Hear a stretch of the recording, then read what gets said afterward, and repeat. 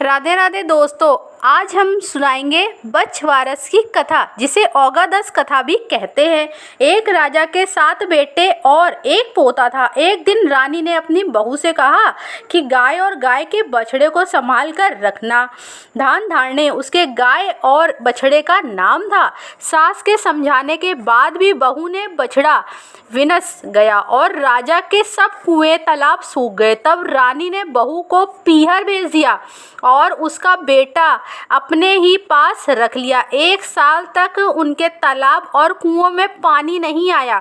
तब राजा ने पंडितों को बुलाकर पूछा, इसमें पानी किस प्रकार आएगा? तो पंडित बोले, बड़े बेटे या इकलौते पोते की बलि देने से पानी आ जाएगा। तब राजा ने अपने इकलौते पोते की बलि दे दी। बलि देते हुए कुएं तालाब पानी से भर गए। रानी ने बहू को भी पीहर से वापस बुला लिया। उसके बाद औगादस आई तो सब बोले कि अपने तालाब पर ही धोख मारने चलेंगे और सबने मिलकर खूब गाजे बाजे के साथ तालाब पर औगादस की पूजा की। पूजा के बाद बहू ने रानी से कहा कि अब तो मेरे पोते को भी बुला लो। तब रानी ने कहा कि वह बाहर खेल रहा है, तुम्हारी आवाज़ सुनेगा तो आ जाएगा। बहू ने आवाज़ लगाने पर राजा के द्वारा बलि दिया हुआ पोता तालाब में से बाहर आ गया।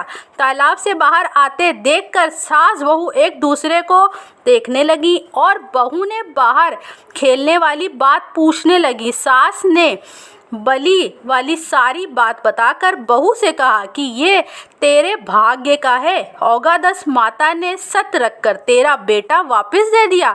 अपना पोता वापस पाकर राजा ने सारे नगर में ढिंडोरा पिटवा दिया कि सब बेटों की माँ और औगादस करनी चाहिए। बेटे होने का, बेटे के ब्याह का उद्यापन करना। हे औगादस माता, जैसे फल पीछे बहू को दिया वैसे फल सबको किसी को मिले। कहने वाले को, सुनने वाले को, हुंकारा भरने वाले को, सारे परिवार को मिले। इस कहानी के बाद विनायक जी महाराज की कहानी जरूर सुने। राधे राधे।